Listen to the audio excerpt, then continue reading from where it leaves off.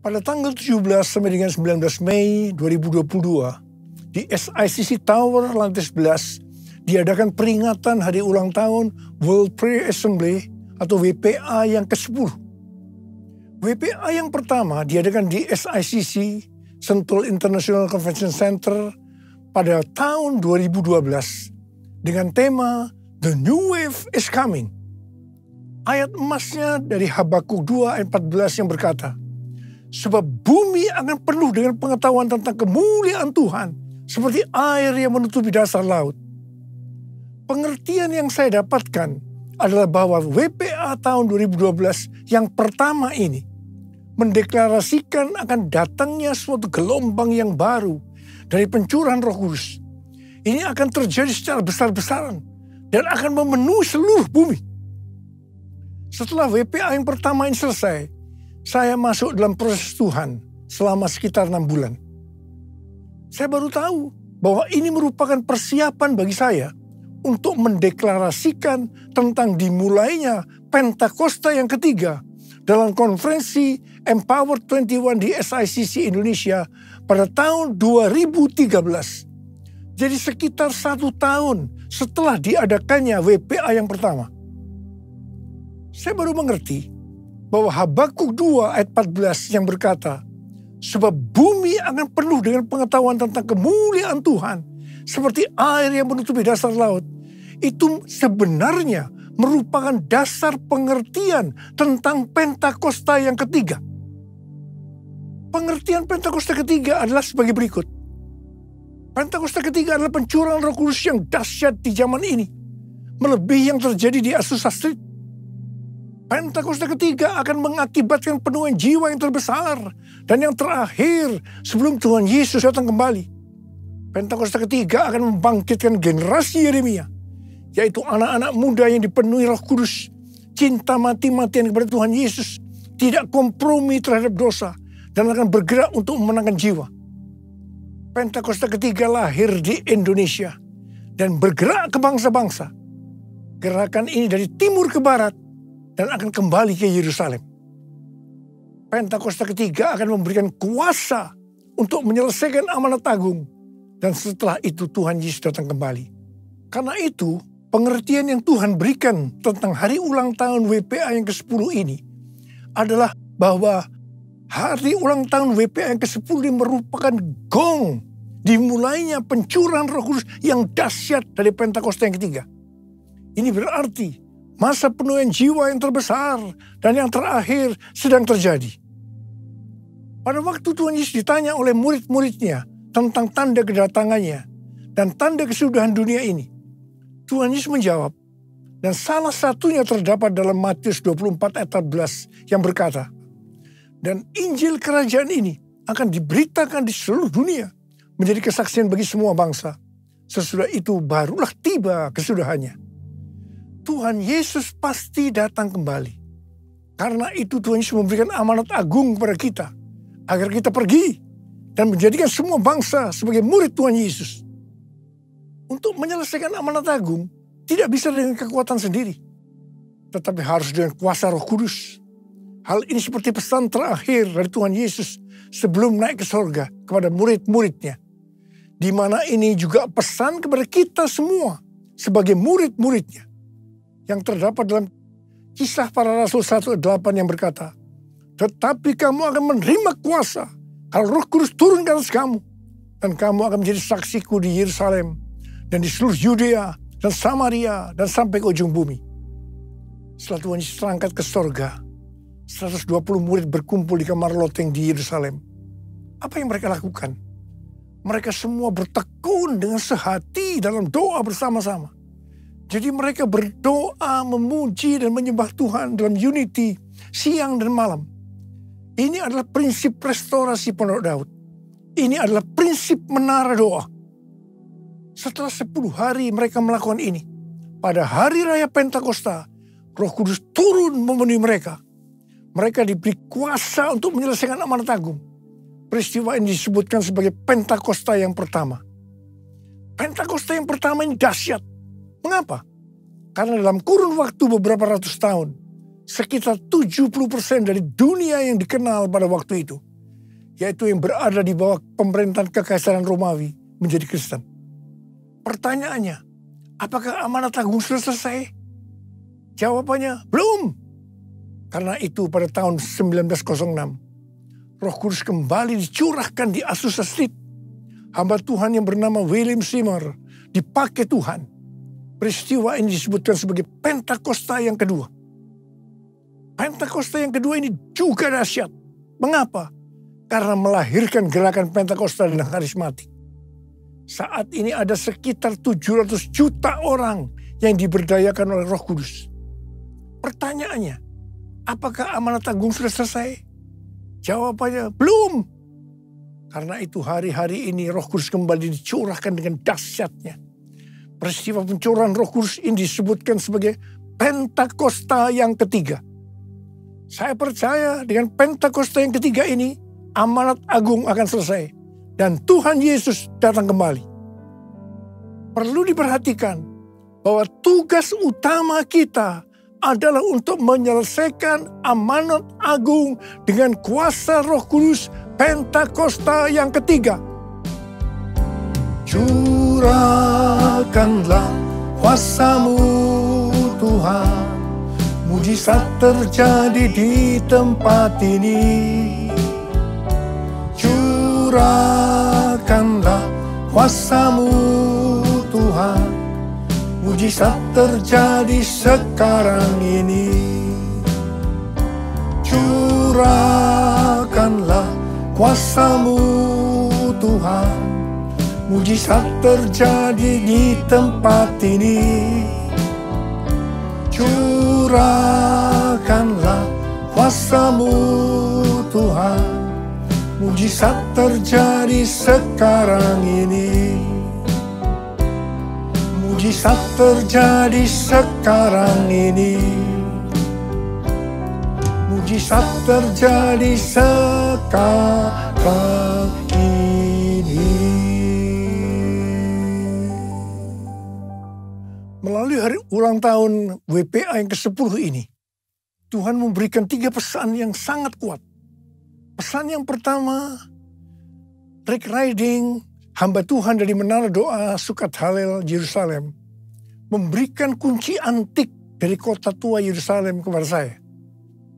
Rick Riding bernubuat bahwa kunci antik ini dari kota tua Yerusalem ini untuk mengakui bahwa Tuhan telah menaruh kunci Daud di atas bahu saya untuk membuka pintu gerbang agar kemuliaan Tuhan bisa kembali ke Yerusalem dari timur, dalam hal ini dari Indonesia.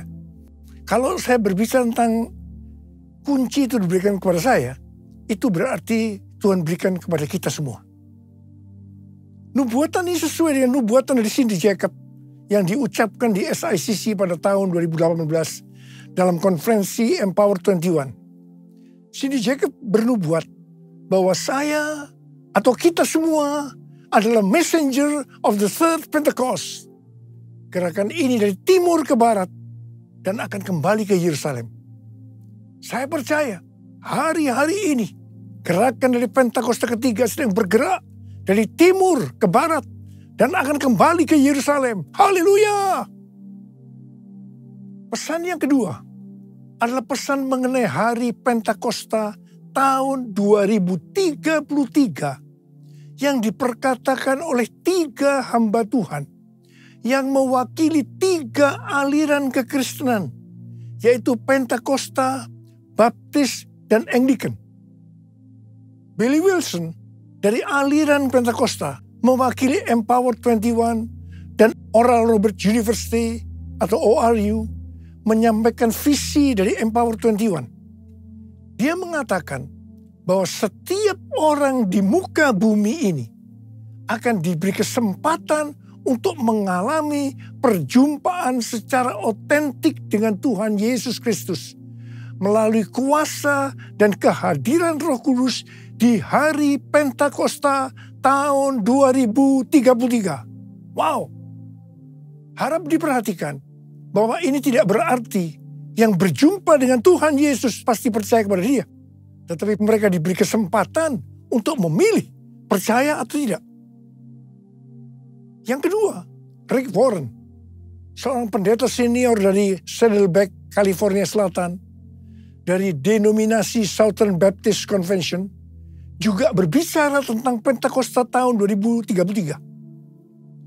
Dia berkata tahun 2033 adalah sebagai goal, tujuan, target untuk menyelesaikan amanat agung. Mengapa tahun 2033? Penjelasannya sebagai berikut. Sekarang kita berada di tahun 2022 Masehi atau Anno Domini yang disingkat AD atau AD, yang berarti 2022 tahun sejak kelahiran Tuhan Yesus Kristus. Jika Tuhan Yesus lahir pada tahun 0 Masehi atau 0 AD, maka berarti dia mati di kayu salib pada tahun 33 Masehi atau 33 AD. Karena Tuhan Yesus mati pada usia 33 tahun. Tuhan Yesus memulai pelayanannya pada usia 30 tahun. Dan lama pelayanannya selama 3,5 tahun. Jadi, Tuhan Yesus mati di kayu salib pada tahun 33 Masehi. Tuhan Yesus dibangkitkan pada tahun 33 Masehi. Tuhan Yesus memberikan amanat agung pada tahun 33 Masehi. Tuhan Yesus mengutus Roh Kudus yang berarti dimulainya gereja pada tahun 33 Masehi. Kesimpulannya, bahwa tahun 2033 yang hanya 11 tahun dari sekarang ini adalah yang pertama hari ulang tahun ke-2000 dari kekristenan. Yang kedua peringatan 2000 tahun kebangkitan Tuhan Yesus. Yang ketiga peringatan 2000 tahun pemberian amanat agung. Dan yang keempat peringatan 2000 tahun kelahiran gereja. Hamba Tuhan yang ketiga yaitu Nicky Gamble, seorang pendeta dari gereja Anglican dan juga sebagai founder Alpha Course, berkata bahwa tahun 2033 menjadi tahun yang unik bagi orang Kristen. Tahun ini menjadi tonggak yang penting bagi kegerakan-kegerakan yang ada.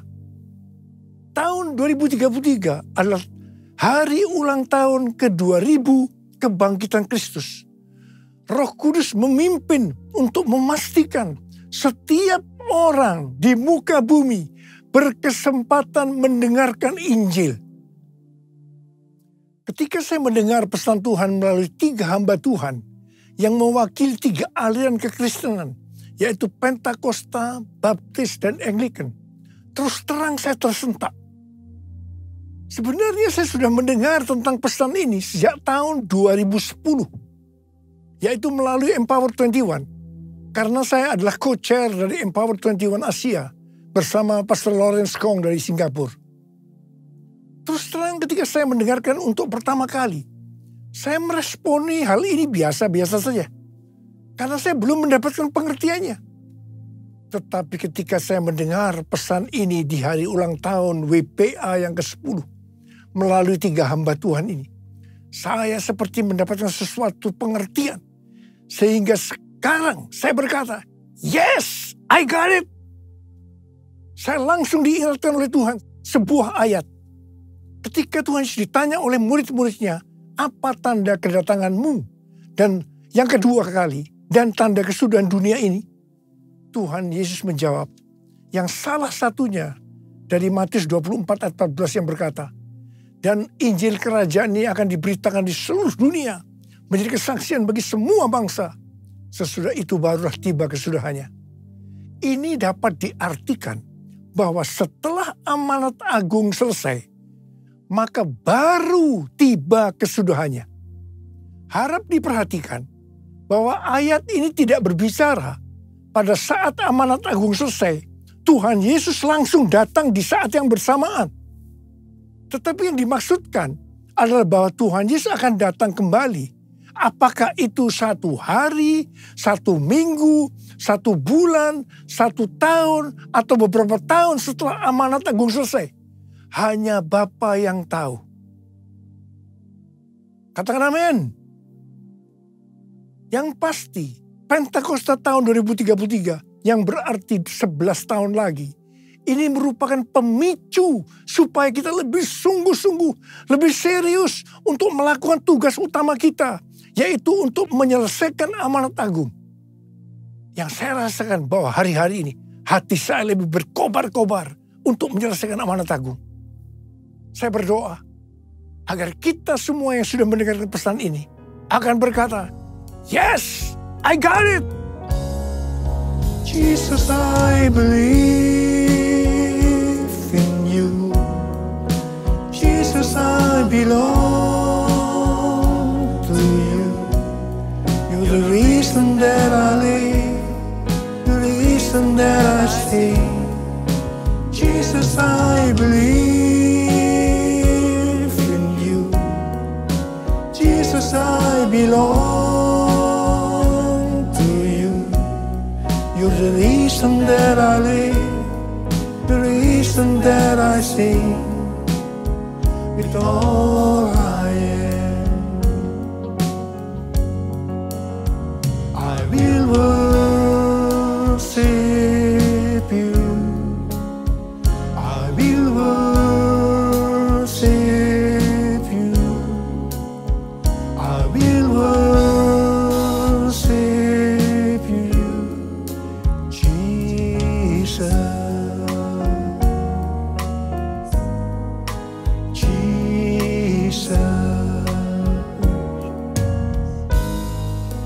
Jesus.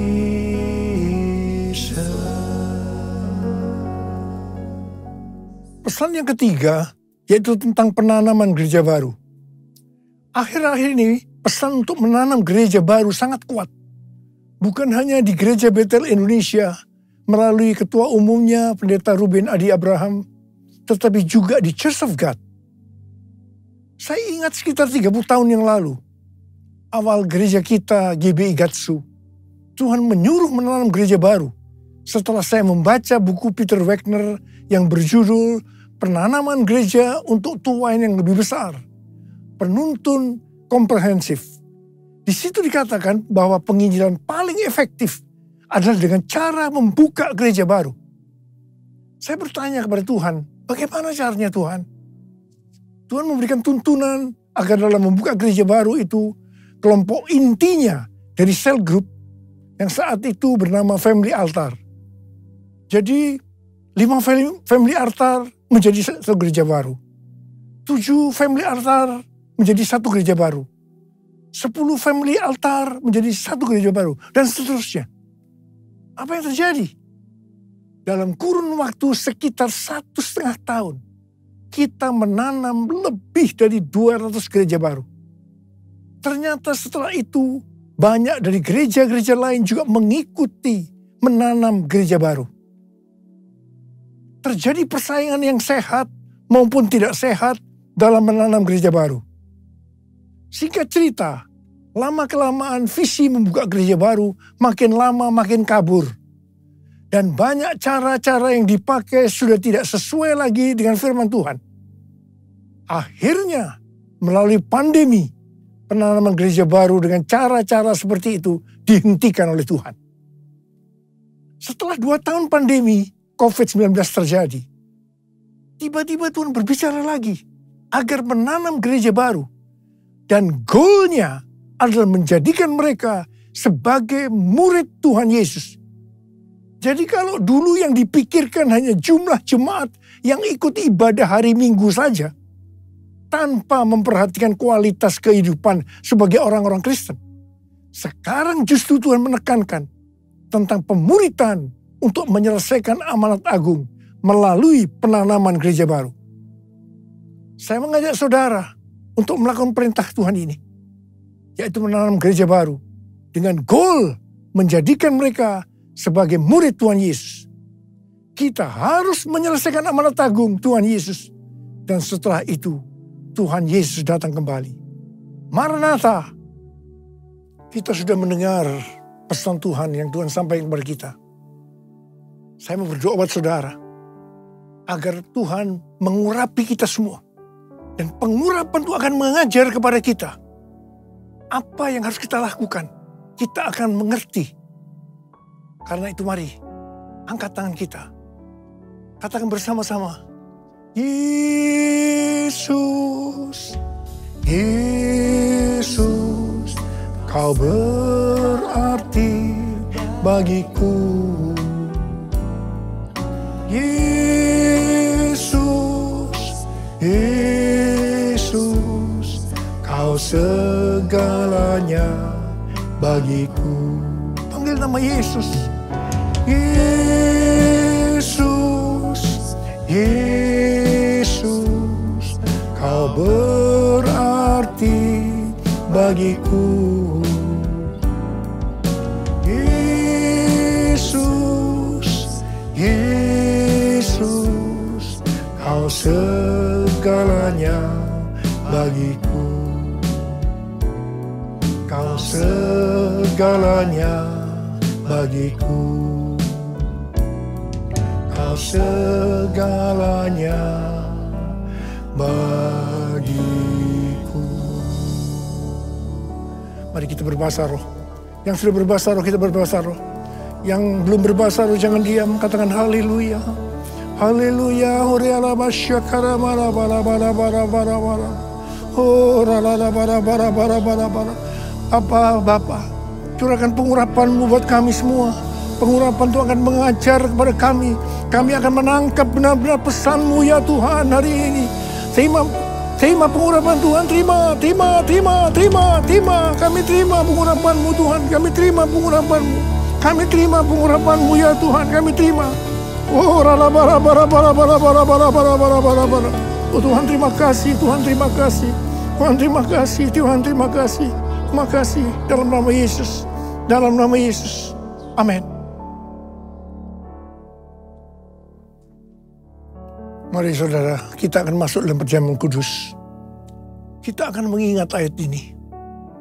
Sebab setiap kali kamu makan roti ini dan minum cawan ini, kamu memberitakan kematian Tuhan sampai Ia datang. Perjamuan kudus adalah perjamuan Tuhan Yesus sendiri. Setiap kali kita masuk dalam perjamuan kudus, Tuhan selalu berkata, biarlah ini menjadi peringatan akan aku. Biarlah ini menjadi peringatan akan aku. Karena itu mari, arahkan hati saudara kepada kebaikan Tuhan. Kita akan mengingat kebaikan Tuhan. Mari tundukkan kepala.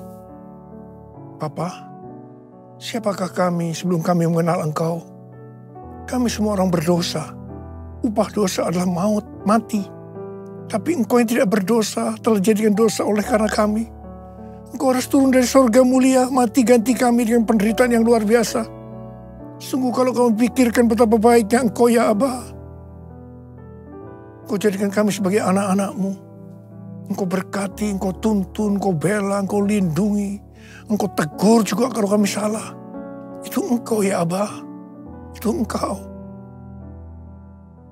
Tuhan akan memberkati kita semua melalui perjamuan kudus. Tapi Tuhan mau kita makan dan minum dengan cara yang benar. Karena itu sekarang masing-masing berdoa. Introspeksi, lihat keadaan diri masing-masing. Jangan menyimpan dosa. Kalau saat ini ada dosa yang Tuhan ingatkan, langsung minta ampun.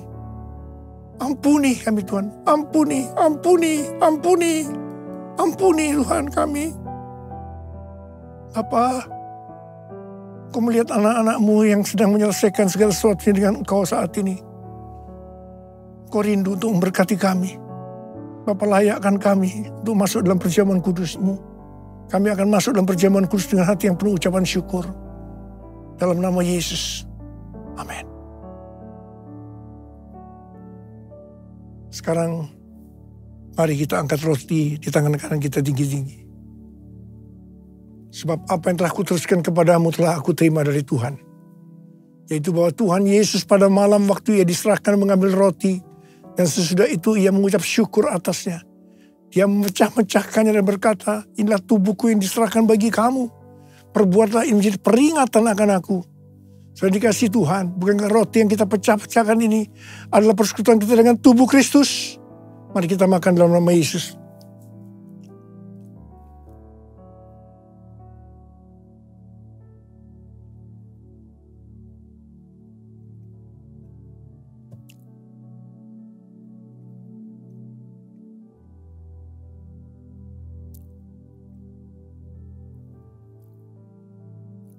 angkat cawan di tangan kanan kita tinggi-tinggi. Demikian juga ia mengambil cawan sudah makan lalu berkata, cawan ini adalah perjanjian baru yang dimeteraikan oleh darahku. Perbuatlah ini setiap kali kamu meminumnya menjadi peringatan akan aku. So ini guys, Tuhan bukan cawan pengucapan syukur. Yang atasnya kita ucapkan syukur adalah persekutuan kita dengan darah Yesus. Mari kita minum dalam nama Yesus.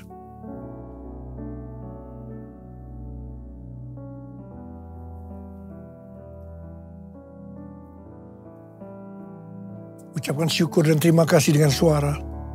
Jangan diam. Tuhan terima kasih Tuhan. Tuhan terima kasih ya Tuhan. Terima kasih ya Bapa. Bapa terima kasih ya Bapa. Oh raraba syakaraba ya raraba laba laba. Engkau baik ya Tuhan. Engkau baik ya Tuhan. Engkau baik. Engkau melihat anak-anakmu saat ini Tuhan. Ada berapa banyak yang membutuhkan kesembuhan. Ada berapa banyak yang membutuhkan mujizat. Tuhan, angkat tangan saudara. Kau melihat tangan-tangan yang terangkat Tuhan.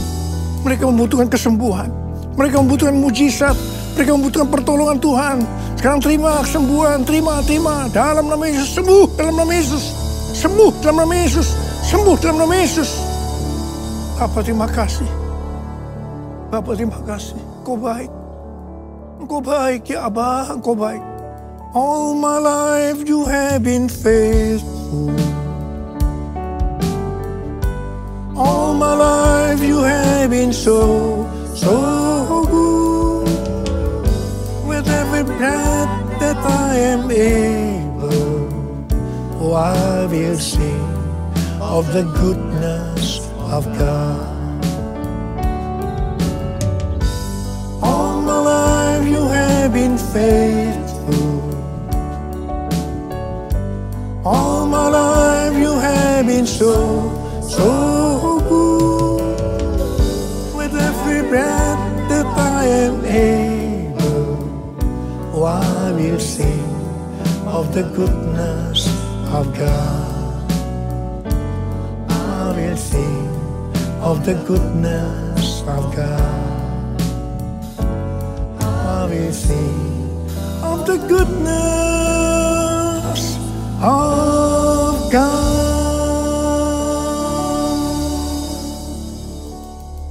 Sekarang terimalah berkat Tuhan. Kasih karunia yang berlimpah-limpah daripada Allah Bapa dalam Anak yang tunggal Yesus Kristus. Persekutuan yang manis dengan Roh Kudus menyertai saudara sekalian mulai hari ini. Sampai Tuhan Yesus datang menjemput kita di awan-awan dan bahkan sampai selama-lamanya. Yang percaya bersama-sama katakan amin.